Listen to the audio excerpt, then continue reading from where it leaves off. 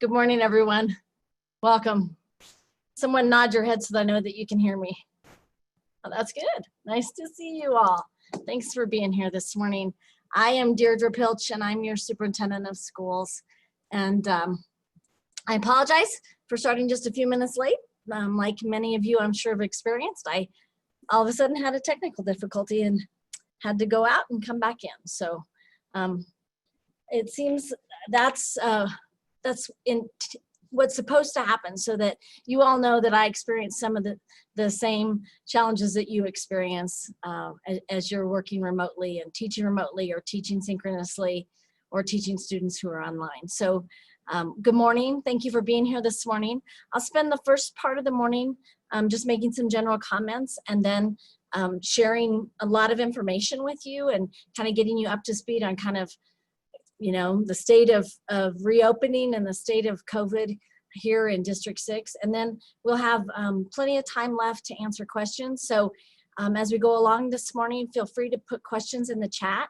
And I'll have staff helping to monitor that chat so that I can answer those questions in the chat. In our town hall on Wednesday, we were able to answer all of the questions that we got in the chat. So I'm confident we'll be able to get most of your questions answered. And if for some reason we can't, we'll follow up with you all later. So I want to just, you know, first just start by telling you all just how grateful I am for all that you've been doing and for all that you continue to do every single day here in District 6. We are in week 7. I just shared them. Can you see my slides? Mr. Henson, shake your head yes or no, because I can see you. Yes, they're working now. Okay. Christina couldn't see them, so she's now having some technical difficulties. So anyway, I want to just first start and just let you know how much I appreciate all that you have done.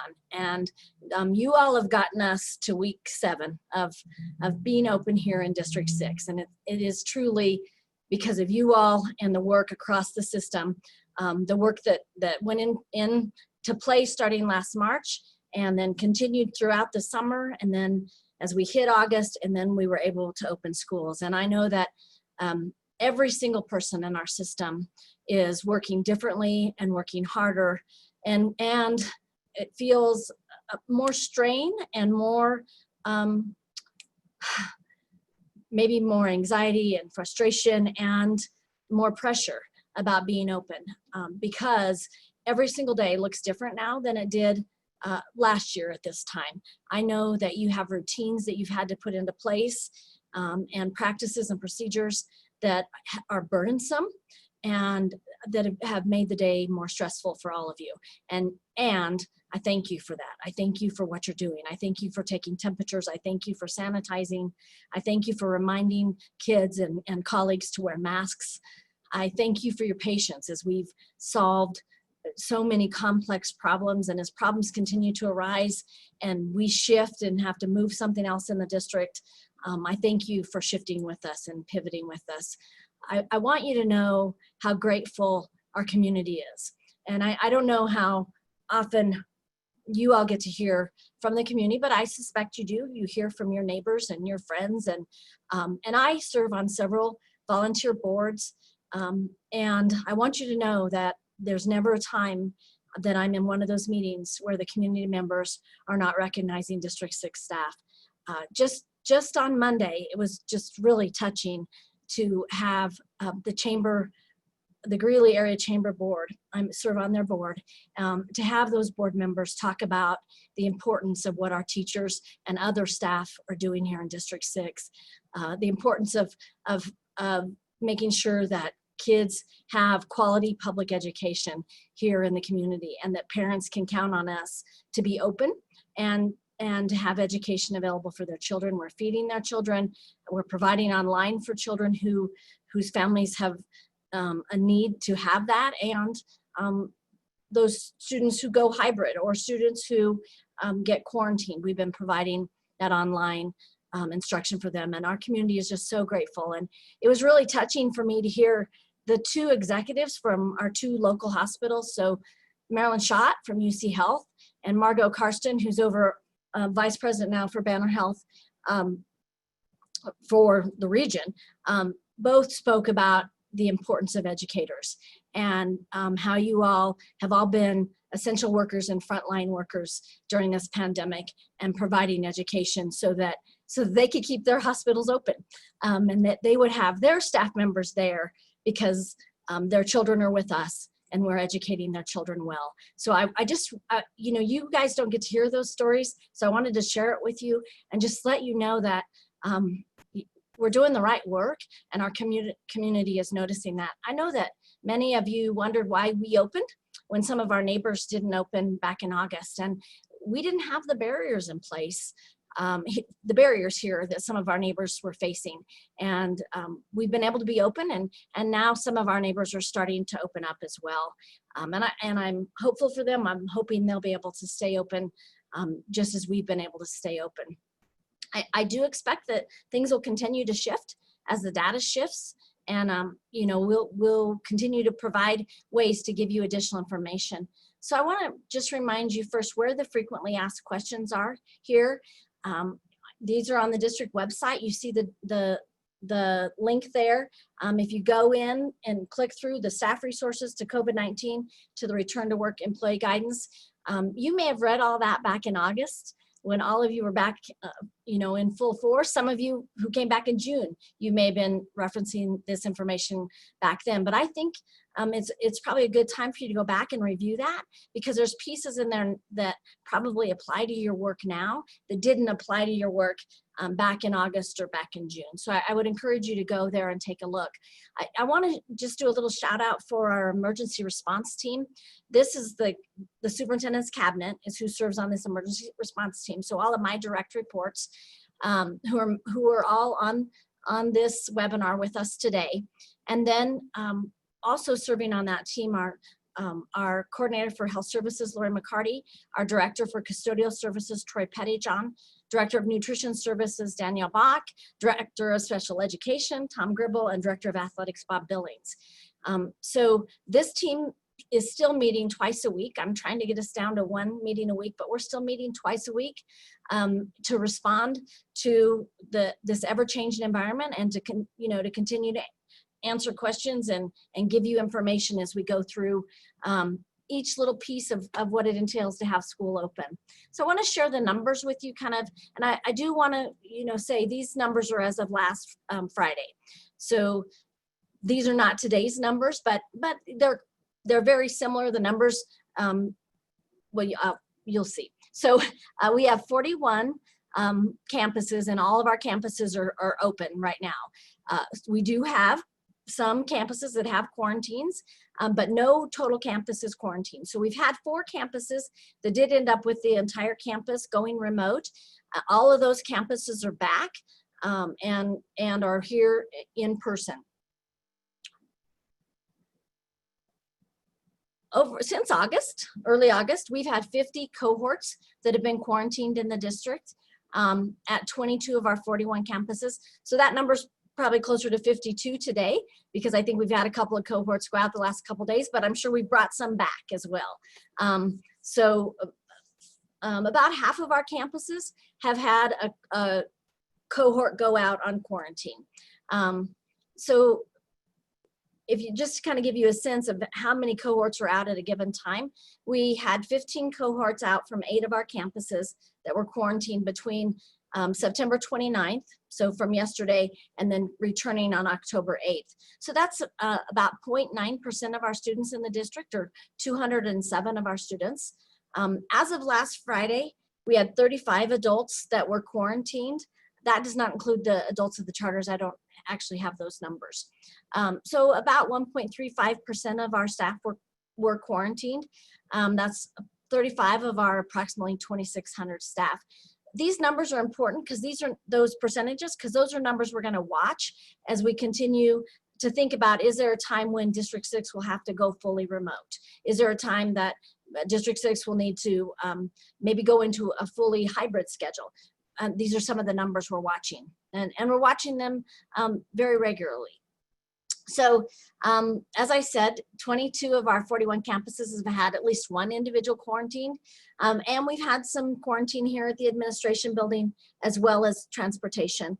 But 19 of our campuses have not had a quarantine.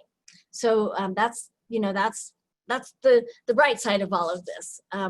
Cohorting is working, and quarantining and having groups of large cohorts of students go out and staff who are cohorted with those students has had a significant impact on staff. And I want to acknowledge that, that this is hard for staff, because when a whole team of teachers goes out from that cohort, that means that other teachers back at that building are very likely covering those classes where there are still students back in brick and mortar. It also means those teachers that are quarantined are teaching, unless they're sick, and in most cases our teachers have not been sick, but they've been teaching remotely while they're quarantined. And sometimes they're teaching the kids who are at home quarantined at the same time they're teaching kids back in the brick and mortar, especially at the secondary level, which I know a lot of the folks listening today are secondary folks. I know that has been the model, and I want to recognize, I know it is a burdensome model. I mean, I know it's hard and complex, and I think it is something that over the next 6 weeks or so we're going to have to continue to look at and see if it is something that we can sustain. And I'll talk more about that as I go through the presentation today. So around positive cases, as of last Friday, we'd had 34 confirmed positive cases or probable student cases. So a probable case would be a medical provider said, yes, this is likely COVID. It wasn't just they had symptoms, and I mean, we're not making that diagnosis. A medical provider is. We've had 14 confirmed or probable staff cases. We've had multiple pending cases, and will probably throughout the school year, as well as multiple students and staff who are symptomatic. Because as you all know, these symptoms are so similar to the symptoms of other things that are going around, even allergies, allergic reactions to the smoke in the air, to other viruses. And so I think one of the things that's been so complex about this with our health services folks is trying to figure out, is this a cold? Is this allergies, or could this be COVID? Because if it could be COVID, then we need to treat it like it is COVID and begin to get that child to be tested or that staff member to be tested, and then to begin to look at that contact tracing and determine if and when we would need to quarantine other individuals. So that part's been really complex. I'm sure all of you have noticed, those of you who are in school buildings have noticed how the workload has dramatically increased for our health services folks, our nurses and our health clerks. I mean, this is really heavy work to manage. So I know some of you are wondering about online learning and where we are, and I just have a few slides on this, and I'm happy, again, to take questions on this later. So we do have some synchronous learning going on, and we're utilizing this in some classrooms, primarily at the secondary level. This does keep students learning alongside their peers while they might be at home and not able to come, or not in brick and mortar. This supports the students who want or need to be at home online. So want being families who are saying, I'm not comfortable having my child come in. Need to be online is usually a quarantine, or maybe a child is homesick and it's not a quarantine. And now they're able, though, to access that content through the synchronous learning. And it also allows students to access the content that is not available through Edgenuity.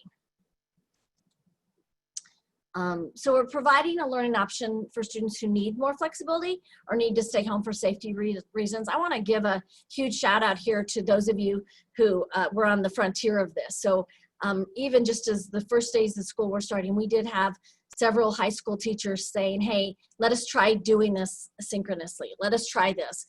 So thank you to those of you who, had the courage and the willingness to try this out and give it a shot. Also at Franklin and Prairie Heights, because of the Summit platform, we've been able to shift to synchronous learning pretty easily, and to move that content into people's homes when the children aren't able to be in school. So thank you to all of you for that hard work. And I know, you guys, I know it's a work in progress. This whole online thing, we have moved in 3 months, where people would usually take a couple of years to get ready to get to that place. So I know it's a work in progress. I know there have been bumps and frustrations along the way, and overall, y'all are doing a great job. And overall, it's going really, really well. So you can see the numbers of total enrollment and online there. They are, we are 4 or 5% higher than we expected to be based on our survey. And unfortunately, as we do have more quarantines, parents get fearful, and you see that number at elementary. It's a pretty big number. Parents get fearful and begin to pull their students out. And so we continue to work with families. We're trying to stabilize this movement back and forth. No family can just pick to go to online or just pick to come back to brick and mortar. They have to have an individual conversation. Your building administrators are having those conversations typically with families and trying to work with them and really trying to get them to stay in the format that they are currently in, unless they're being significantly unsuccessful, and then we've got to make a shift at that point. We did have some students, and particularly some students at the elementary level, who just were not engaging online, and parents weren't, and at the elementary, you got to get parents involved to get students online. And so in some of those cases at elementary and middle, we've brought some of those students back into brick and mortar because they simply weren't engaging online. So I know that there's been some confusion about COVID absence reporting. So I want to just review that with you, and then show you how you can get more information. And I want to tell you thank you to those of you who shared that there's confusion around this, because we're not using the system here at the district office, and so we didn't realize some of the confusion that was there, and we were able to actually just clean some of this up at the end of last week. So thank you to you all who provided feedback that we needed to clean this up a bit. So what if you're quarantined? Here's what will happen. If you're facing a quarantine, and some of you have already faced this, you will be notified. And if we are causing the quarantine because we identified the individual here in the school setting, then your supervisor will notify you and let you know that you're being quarantined because of a possible exposure. Now, if you have an exposure outside of work and the health department has determined that you are at risk of having come into close contact with someone who is positive for COVID, then you could be provided, could be notified by a healthcare provider or by the health department that you need to quarantine. So if you or someone in your family is positive or probable for COVID, you're going to be quarantined. So then we go into considerations. All right, so you're quarantined. Is it because you were exposed or because you're positive or probable? Then does your job allow you to work remotely? Are you in a work assignment that you can work remotely? And if the answer is yes to that, then are you well? Can you work remotely? Do you feel well? Or because if you are the one who has COVID, then the answer to that last bullet may be, I don't feel well enough to work. Okay. So then, if you're unable to work, and this would be you have illness, you're exhibiting symptoms, you're going to input sick COVID-19 in IV or absence management. So if you are out, let me be really clear about this piece. If you are out away from your assignment, whether it's a quarantine or whether you are sick or whether you were taking care of someone who was sick with COVID, you're going to report that absence. Okay, so that has been some confusion for folks who've been quarantined, that because they were quarantined and they were still working at home, they were directed initially by their building, I think their office managers to not put in any leave. So I want to be clear, you do put in leave. So if you're unable to work, you use the sick COVID-19 leave. If you're, and you can see the different reasons there. So, you've got an exposure outside of work, you've got a COVID test pending, and so you're going to put in that sick COVID-19 leave. Every employee has up to 80 hours for this year to use for sick COVID leave. Then, if you're able to work remotely though, and you don't need to take sick leave, then you're going to put in either you're working from home and no sub is needed, or you're working from home and a sub is needed, okay? So you're going to put in your absence regardless of the reason for your absence. You will always put that absence in, which wasn't the case, I think, in the first few weeks of school. And guys, if you have questions about this, this information is on the district website, but it's also, you can also contact Human Resources if you have a question about it, because we know it's confusing. It's all new stuff and all new kinds of leave. I want to just give you an update on the asymptomatic employee testing. We've done 4 test sites already in September. Out of all those test sites, and typically we'll test 60 to 75 people at a test site.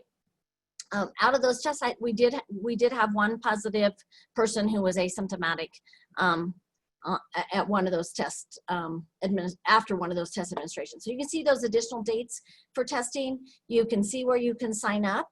I do want to give you some important information about this. To get your test in that 1 to 3 days, your test result, you'll want to sign up with Sonora Quest Diagnostics. I see some of you nodding your heads. You've done this. Sign up for the Sonora Quest Diagnostics. If you don't sign up for that, it could be 10 days before you know, because you're waiting for a letter to come then. So please sign up for the Sonora Quest Diagnostics so you get those results right away. If you do get a positive result, you should notify your supervisor right away about that, okay? And then we'll spring into action at that point. We are exploring the possibility of antibody testing. Right now, that testing costs an individual $120. So we are working with our providers to see if there's a way we can get antibody testing in the future. And one of the things that those health professionals on Monday said is they do believe that antibody testing is going to be the next thing that's really important, because it'll be a big indicator to help us as we're making decisions. The community is looking at herd immunity and making decisions around, what the antibodies might be doing here in the community. So I'm going to share the Weld County data with you, and I expect this to change even again today. So one of the pieces we're going to continue to watch and are watching is the positivity rate in Weld County. As of last Friday, it was 3.95%. I will tell you, I looked this morning and last night's data, Weld County was up to 4.2%, but Greeley-Evans is at 3.75%. So we're still well under that 5% here in Greeley-Evans that we're watching closely. And I'll talk more about that here in just a minute, guys. So what are we hearing from Weld County, the epidemiologist team? That more individuals are being tested.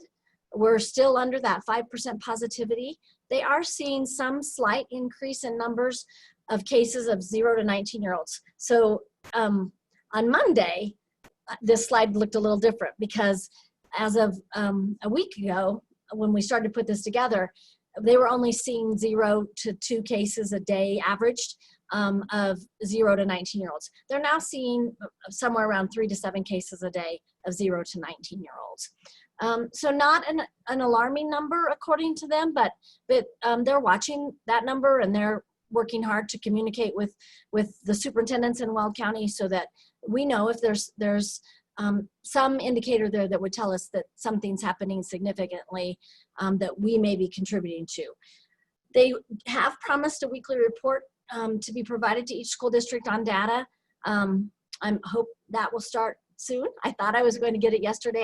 I didn't get it. So I anticipate that will start soon. And that'll be data that we look at to determine, are we safe to still be open?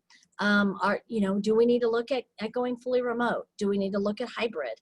So, and I'll share some of that, those data points with you here in just a moment. We are still waiting on new guidance. The Colorado Department of Public Health and Environment has issued draft guidance that's not public yet around some of our practices, particularly around some possible changes in who we quarantine and for how long. I don't expect that guidance to be official for another week or so. We're also working with the Northern Colorado Health Alliance, which is health professionals here in Northern Colorado to actually help give us, kind of community specific guidance in relation to our school district. So I expect to have some additional guidance from them as well. And it's, part of that is as we go into the potential for flu season. Well, we know there will be a flu season, but potential for flu alongside COVID, that they would like to really be looking at the local data with us and helping us to determine what's going on here locally. So one of the questions I get a lot from many of you and your colleagues is, will District 6 go remote? Is it time for us to go remote?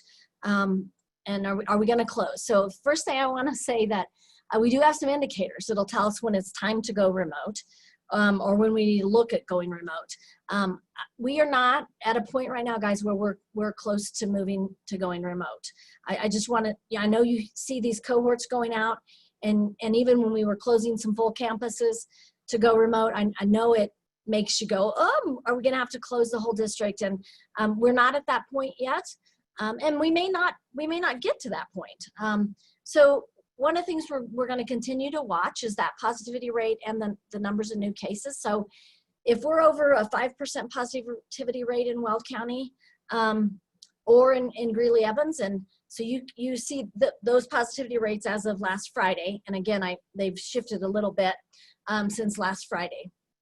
And if we're seeing over 100 new cases a day, that's an indicator that the health department, actually Dr. Wallace indicated to me last summer that I need to pay attention to. We're also watching the numbers of cases per 100,000, which has typically been around 70, 75. I think there was a number last week where it was around, one of the averages was around 90 per 100,000. So we're watching that number as well, and working with the health department to determine when that number is saying to us there's something going on that we may need to move back to really being safe at home. So the other pieces we'll look at that would influence us possibly to go remote are if we have 10% or more of either students or staff who are absent because of confirmed positive cases or symptomatic with a known exposure. So if you go back to the numbers of cases we're seeing, we're nowhere, we're at a tiny smidge of a percent. But if we started to see 10%, so if you just take that staff number, and I think it was, 1.35% or something of our staff who have been positive for COVID. That's been since the start of the year. So that's not even presently right now staff who are positive for COVID. I'm very confident both of those numbers are well below 1% right now in the district.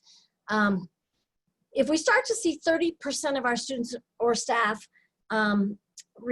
reporting are absent and reporting symptoms that could be COVID. So this is really what happened at Madison Elementary School and Billy Martinez Elementary. Billy, one of them was only at 20-some%, but they doubled in their percent of students that were out in a matter of one day. And then the other school hit a 30% absent rate of students, all with sore throats, running noses, fevers, vomiting, diarrhea, all with things that could possibly cause us to search further to see if this is COVID. So if that would happen district-wide, that could cause us to go remote, and it can certainly trigger a building to go. The other thing that could trigger us to go fully remote would be if we had too few staff to provide adequate instruction for our students. And I will tell you, if folks from Franklin Middle School are on here, I know several of you were on here Monday, so I don't know if you're here today, but we are pretty close to that at Franklin here. We did end up taking out the full 8th grade cohort simply because we didn't have enough coverage, enough teachers still after we had multiple cohorts go out at Franklin. And so, that's another piece we have to watch that will help us to determine if we can stay open. So people have asked, what's an outbreak? So I'll let you just take a look at this right now. and I knock on wood, I hate to even say, because as soon as I say it, well, we may have one. But right now, we've not had a confirmed outbreak.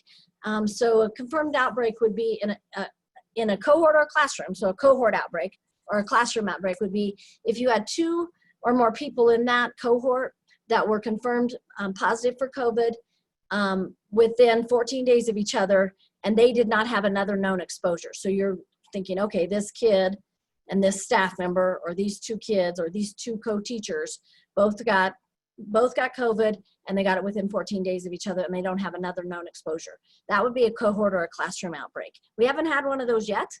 A school or site outbreak would be if we have 3 or more of the above, of the classroom or cohort outbreak. So, and even in our administration building here, you know, we are cohorted. And so if we had, you know, 3 or more of our departments, which are kind of the cohorts, with 2 or more people in that area, without other known exposure, that would be considered an outbreak. And then it's also considered an outbreak if 5% or more students and staff have confirmed COVID-19 within a 14-day period. So we haven't been anywhere near that 5% number. But I want to be frank about this. We struggled at the beginning, these first several weeks, and it's getting much better now. But the first few weeks and the first few cohorts we put out, we struggled getting folks to go be tested. We've struggled getting student families to have their students tested. Some of our staff didn't want to be tested. So we've had to put a really hard push on being tested, and put a lot of pressure on families to get their children tested, so we know if we're actually dealing with a confirmed case of COVID or not. And see a physician, not just get a test, but see a medical provider so that they can assess what might be going on with that individual. So we continue to take advice from public health officials, so Colorado Department of Public Health and Environment. And of course, if there'd be a new executive order from the governor, that would influence our work as well. I'm working typically on a weekly basis with the Weld County Department of Public Health and Environment. Lori McCarty and our other nurses are working with them daily as they're identifying possible cases and possible quarantines. They're working closely with them. And then we're also working with the Northern Colorado Health Alliance.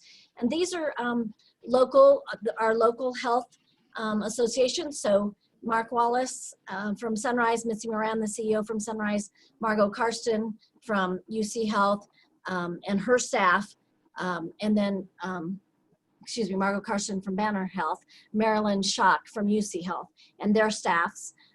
So, you know, lots of support around the issues that we're dealing with here. So I'm gonna just share a few more things and show some pictures as I do that, so you can kind of see what's happening around the district. I have said, and I will continue to say, that wear those N95 masks. If you're looking for that higher level of protection, I want to encourage you to do that. You should have those available at your sites. We're receiving N95 masks. Some of you are shaking your head no, so we probably have to follow up on N95 masks again and see if the governor's office has sent them, and see if, once we receive them, there's a lot of work that goes into sorting them and boxing them to get the right numbers of masks out to each site. So maybe we've still got some work to do there. You know, there's been a lot of question about activities and athletics and about music and performances. We think we have guidance around music performance and well, performing arts, and then the state will say, hold on, we're sending you more guidance. So we have resorted to developing our own guidance based on what we're seeing from the CDC, what we're seeing from CDPHE. There is a team working on this. I know they had hoped to finalize guidance around the performing arts yesterday, and we had a significant issue around October count that the team needed to be involved in rather than working on finishing that. But I expect the guidance around the performing arts to be finalized this week. Guys, just because football is coming back does not mean the other stuff is coming back. I just got to be honest about that. Football is a one-off, right or wrong, it just is. And the governor and CHASA made a decision to allow football. And that does not mean we can begin to bring crowds of people together and large groups of students together. We just can't. The precautions have got to stay in place. A huge shout out to all of you for being with kids while they're eating in your classrooms and while you're supervising lunch. And I know that many of you have sacrificed your own time that you would have had in the past to be supervising students. I know it's a greater burden on you. I know you're supervising students at a higher level than you've ever been asked to do that before, those of you who are in schools. And I thank you for that. And it won't be like this forever. But this year is heavy in that way. Many of you are having to leave your space and have someone else take your students somewhere. If not, leave your space and try to figure out where you go for lunch when we've asked you to not be together, eating lunch together. I mean, I know it's really complex, and I thank you for the work that you're doing.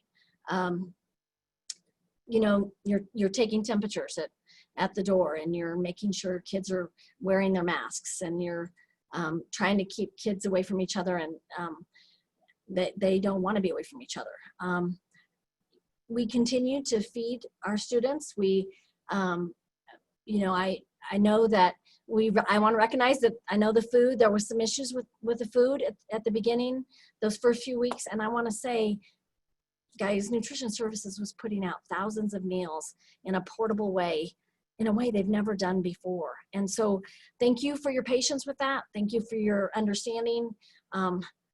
And we're still feeding kids, and we're going to keep working at that. We were able to do those summer graduations. We are starting football back up, and with lots of restrictions and restricted numbers of spectators. And we will have some guidance for you around other events as we go into the coming weeks. I'm going to start to go to the chat, but I want to say one more thing. I don't know if it's in the chat, but I'd be surprised if it is not. One of the things that comes up, that's been coming up, is when will we make a decision about second semester and the plans for second semester. So let me say this first of all. If something occurs in the data that is showing us we're seeing a significant increase in cases, true positive cases among students or staff, that could cause us to go remote at any time. I mean, with individual classrooms, with an individual site, district-wide. So I just want to be clear about that. And I expect that we will watch what is going on with the flu, with influenza. So I'm supposed to tell everybody, get your flu shot, get your flu shot. Even if you never get a flu shot, you're supposed to get a flu shot this year. So I will watch what's going on with influenza, and as we start to get to early November, and we will make a determination around that time of, do we think we need to go remote for a period of time to stop the spread of COVID and the spread of the flu. So we know going into that Thanksgiving break, that winter break, if it looks like we may need to take a period of time to go remote. We will likely make that decision before Thanksgiving. Having said that, and I think there was some misunderstanding on the town hall Monday about this when I said I wouldn't make a decision about second semester till then. I think we can absolutely make a decision soon about what the school schedules will look like at middle school and high school, assuming we don't have to go fully remote. So I think in the next few days, I have a meeting today actually with the assistant soups about the schedule for second semester, and I think they can begin to work with the principals very quickly, K-12, around, assuming we're in session second semester in person, what do they want that high school schedule to look like, and what should that high school schedule be. So I think we can make that decision very soon. I don't think there's any I want to be honest, I don't think there's any indication in the data that we can go back to a full 7-period day at middle school and high school. The data is, we are seeing more cases, as we knew we would when we opened school, as the health department said we would when we opened school. I do believe we're still going to need to be cohorting second semester. I think we're going to still be limiting interaction second semester. A big question I have is, can we bring ninth graders back every day? ninth graders are struggling in this model. Of the parents I hear from about the greatest worry about what we're doing, it's ninth grade parents worried about their ninth graders not being in high school every single day. So that's a conversation we need to have. We do plan to do a staff survey and a parent survey here in the next couple of weeks, and really get a, do a big deep temperature check on how things are going and what else you need and what else we might work. And so that will be coming out here in the next couple of weeks. Please participate in that survey, because we need to really know what the lay of the land is. So with that, Teresa Myers, Chief of Communications, were you able to join us? And if yes, I am here. And following the chat, I have been. Yeah, so let's start with some questions. Terry Smith from Greeley Central asked about sub coverage when teachers are teaching from home. He said, if a teacher puts in no sub, will that still allow for coverage from the sub bank for those teachers who are teaching from home, but they still have a classroom in the building that needs coverage? Yeah, no, so you should still put in for a sub. If you are teaching from home and you need a sub back in your classroom, you put in work from home, sub needed, okay? Because you're working from home, but you need a sub back at the building. So you put that in. Yep. I answered this question in the chat, but other people may have it. One of our employees asked, is the COVID test available to covered family members? And I know the asymptomatic one is not, correct, Dr. Pilch? That is correct. No, we could not get that available for folks who are not employees. However, guys, doctors' offices are really pretty liberal about testing. I mean, I'll just tell you that. I mean, my doctor has had me tested twice now because of sinus stuff, and I have lots of allergies. Both times we assumed it was probably allergies and asthma, but you contact your healthcare provider, and a lot of times you can do that through a virtual appointment and describe why you'd like to have a COVID test. Very likely they're going to send you for one. There's lots of places to be tested for COVID, and some of them are free and some of them there's a charge. So we do have that information on our website also. But it's you guys, it's not hard to get a COVID test. I mean, you just have to go find where you can go do that. Yeah, and I was going to point out, Dr. Pilch, on our website under the testing, there's some walk-up actually testing sites listed on there as well. Thank you. So guys, COVID leave is full pay. The only time COVID leave is not full pay is if you are taking COVID leave to care for your child whose school has closed. Then it is not full pay. And in that case, you've got to work back with human resources to have that input. Dr. Pilch, we did have a question. Does that apply for somebody who has a college student who may come down with COVID in another state and they have to go get them? So there is COVID leave for you caring for a family member who is sick with COVID. And so Ms. Sponsor or Ms. Overton, can one of you respond? Is that leave at full pay or at a percentage of pay? If you're at 2/3 pay.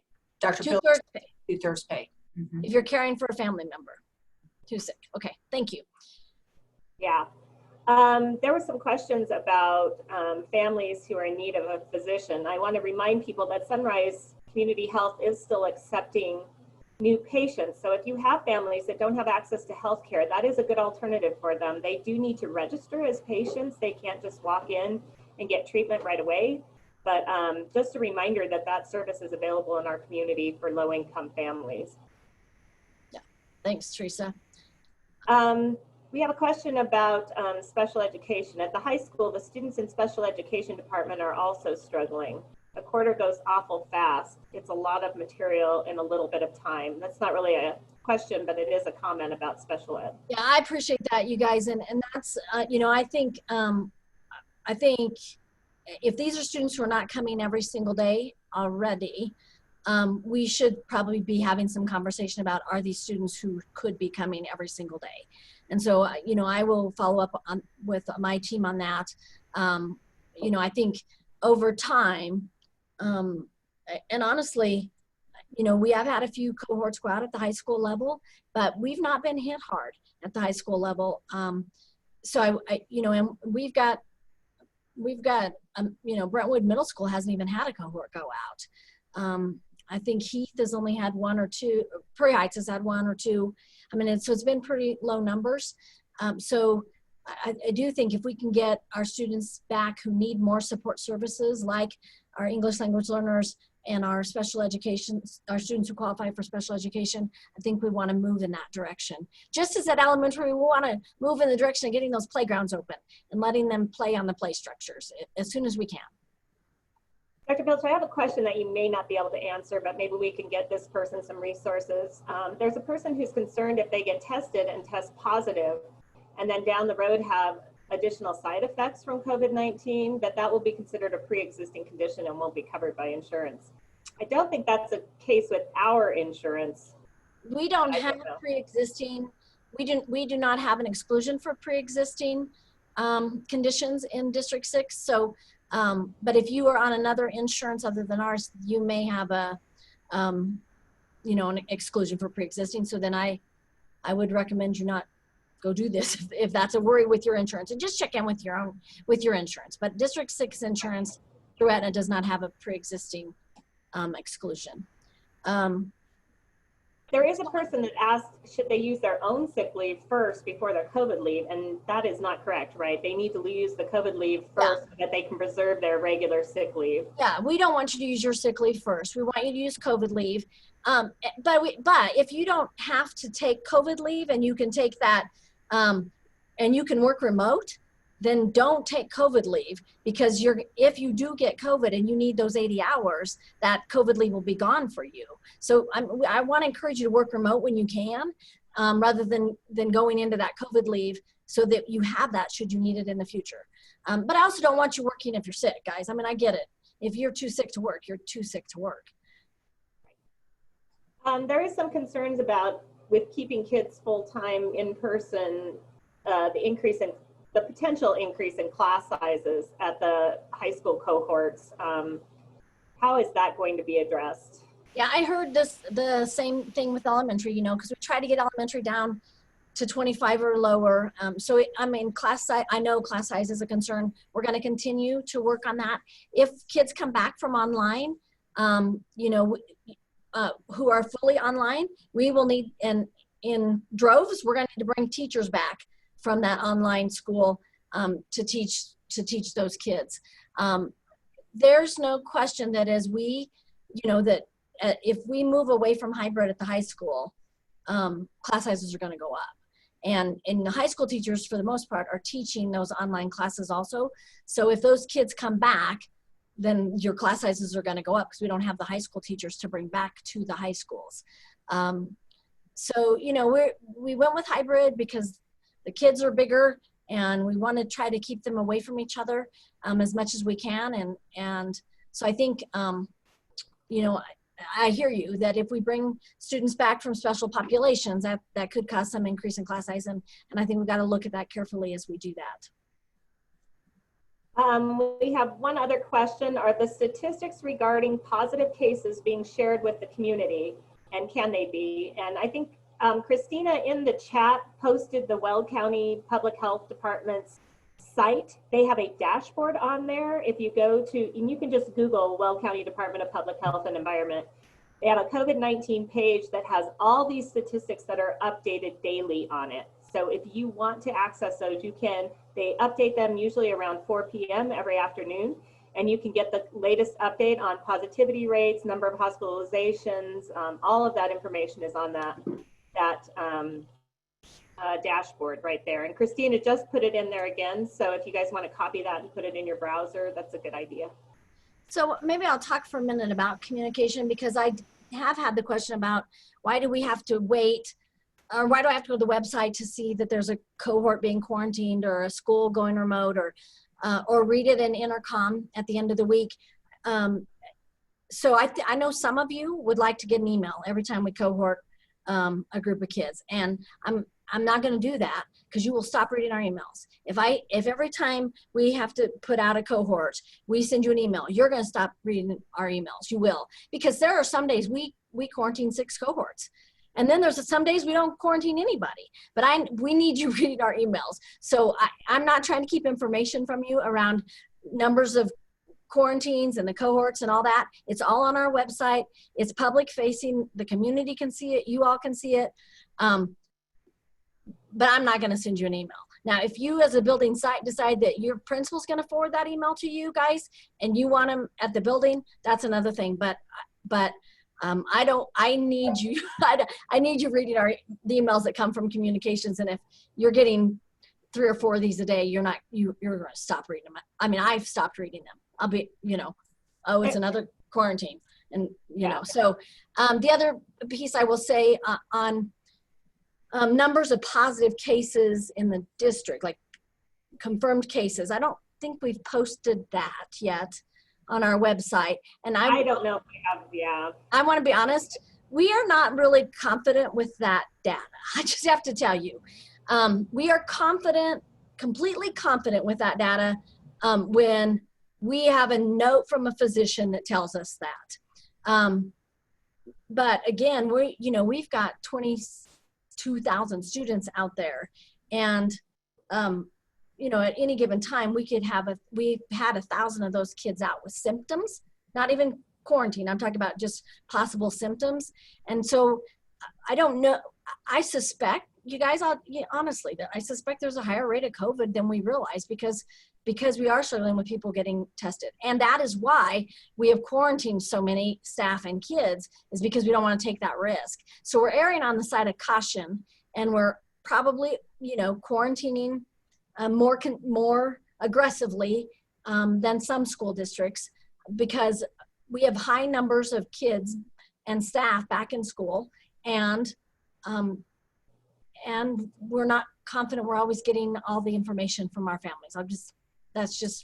And we're going to keep working on that. And we're going to continue to help educate families and continue to encourage them to do the right thing and getting the testing and helping them to understand that a quarantine of 26 kids does not mean we have 26 kids with COVID. It means 26 kids might have been exposed to someone who has COVID. Or they were in some cases. I mean, those confirmed cases, we know there were, kids that could have been exposed. We know there were staff who could have been. Right. And Dr. Pilcher has a question about how often we're updating the website. We are updating that daily if we need to. I don't know why it would say it was last updated over a week ago. It could have been a different page. But we are updating the quarantines daily as we get the information. Yeah, Teresa updates those just as soon as we have the numbers. Mm-hmm. We do have one that I haven't entered this morning yet, but I will get on that right away. That's all I have for questions. Does anybody else have questions you'd like to put in the chat real quick so we can get those answered? So just to clarify, you only use the COVID leave or your sick leave if you cannot work remotely. If you're working remotely, there's no leave being recorded, but you're reporting an absence. And you guys, these slides will be on the district website, so you can go back to that slide and see what it is you were supposed to do if you're wondering. And like Christina says, you can always choose to use your own leave if you're taking leave. I believe that question was specifically around that 2/3 pay. If you're caring for someone else, you, yes, can put in the leave for 2/3 pay, or you could choose to use your own sick leave to get full pay for those days. Thank you, Christina. Thank you. I'm looking to see if there's anything else in the chat we might have missed. I don't see anything that we missed. Wait a minute, I'm getting some more, so hang on. If you work from home, oh, I see, but in regards to students who may be moved to 4 days a week, how does this affect cohorts, AA and BB? Can those students be mixed? So it's just another cohort, guys. I mean, it just becomes, now it's that's the new cohort now with those new individuals in it. So, as is the case across the district, many students are members of more than one cohort. If you're in a outside activity, that's another cohort that you're in. If you ride a school bus, the kids on the bus with you, that's another cohort. There's also a new question about the 2/3 pay. Is it short term Is it the same as the COVID leave if you get yourself sick? Because there's a limited number of days, correct, on the Yeah, you have 80 hours of sick leave if you are sick with COVID. and at do you get 80 hours of the 2/3 pay if you're caring for someone who's sick for COVID? Is that correct? Yes. So 80 hours for both. Okay. And if we're wrong, Megan or Annette will put it in the chat for us. I think Annette's, I can see Annette nodding her head, so I think we're okay on this one. It's for each, correct, Annette? Is it 80 hours for each kind of leave or 80 hours total? You're muted, Annette. You're muted, Annette. Get 80 hours total. Okay, so 80 hours Total total, any type of COVID leave. Does that make sense, for the everyone? year. Okay. All right. And this is obviously something we need to keep posting out there and putting out there because we know it's confusing. Good. There's a lot that's confusing around this pandemic. Dr. Filch, we'll add a little bit to that memo that we're going to send out this week on specifically on leave, and so we can add that portion in. Okay.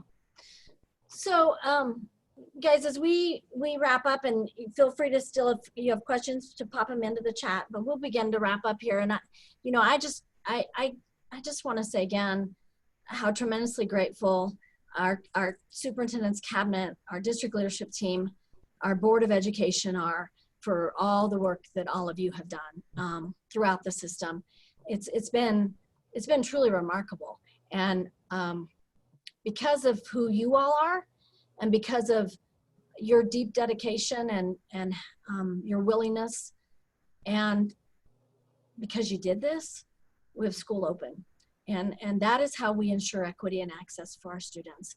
I do still get asked, I know some of you are still fearful about being at work and fearful about getting sick or getting a family member sick. And so I do still get asked, wouldn't it be better to go fully online? And I have to tell you guys, it is not better. It may be better for individuals, no question about that. But it is not better for public education. And that's what we do, is we do public education. And we have hundreds of students who have not engaged online in the hybrid model at the high school level, and hundreds who have not engaged online, who have chosen full online school K-8. What that tells me is a full online model is not what is best educationally in this community. Those K-8 kids are families that chose this, and we're trained on, this is the commitment you're making, and we have hundreds of kids who are not engaging. And at the high school level, they didn't choose that, the hybrid model. But we have high schoolers who are fully online who have not engaged at all also, guys. And I will acknowledge that some of these children are children, whether little children or big children, they're kids who would not have engaged, don't engage in person also. But when we are in person, we do not have hundreds of kids who are not engaged. We do not. We don't. And right now, we have hundreds and hundreds and hundreds of kids who are not fully engaged in their education. And so education is what we do. And at the core of what we do here in District 6 is provide equity and access for our students, and we do that best in person.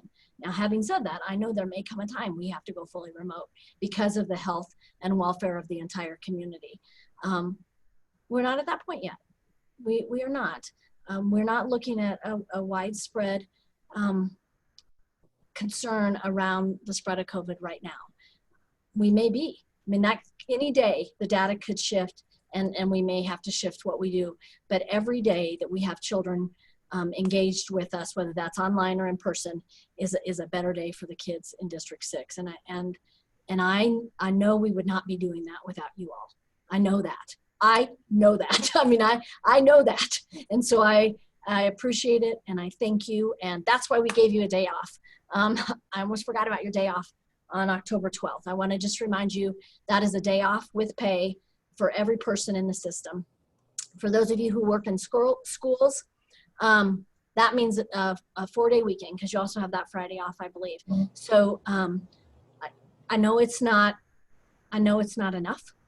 I know the kinds of hours that y'all have been putting in I know how hard, well, you told me how hard this is. I'm not doing it with you. I know I'm working in a different way than I've ever worked, and it's my hardest year as a superintendent.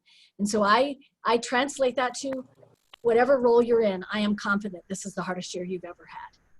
And so we gave you a day off, and we're going to continue to look at, are there other ways we can take things off your plate, and other pressures that we can take off for you. And here is the rule. You must take the day off. That day is not so you can get caught up on your work. You need to take care of yourself, because yes, you got to take care of yourself. And I will tell you this, that one of the things that those medical providers were also saying is that all of us in this pandemic have been experiencing months of extreme stress, months. Now that stress looks different for everybody, whether you're worried about your own health and wellness, or that of your family members, or whether your job has shifted dramatically, or you've got somebody in your family who's now unemployed because of COVID, someone who is sick or passed away because of COVID. But the stress that we have been under collectively is significant, and is taking a toll on most of us in one way or another, because most crises do not last for months. Most crises, if you think about most crises, they happen, they're an event, and then you begin to build to get back to normal, but that event is over. This event has been ongoing for months. So my point is this: do something for yourself that weekend, please, and take care of yourself, because this is not going away yet. It's still here. It's hopeful. A vaccine is very hopeful. UC Health and Banner Health are both testing vaccines right now. People right here in our community are testing that vaccine right now. So they're very hopeful about a vaccine, but it's not here yet. And so anyway, we're going to get through this. And I'm going to continue to advocate for you all in every way I can, at the local level as well as at the state level. So, and so is our school board. So thank you for all you do. Now I'm going to get off and let you take this time to get to the rest of your day. But thank you. I appreciate you. Don't hesitate to reach out if there are other questions or concerns that we can answer for you all. Take good care of yourselves, please. Bye, guys. Bye. Bye, Jordan and Sean.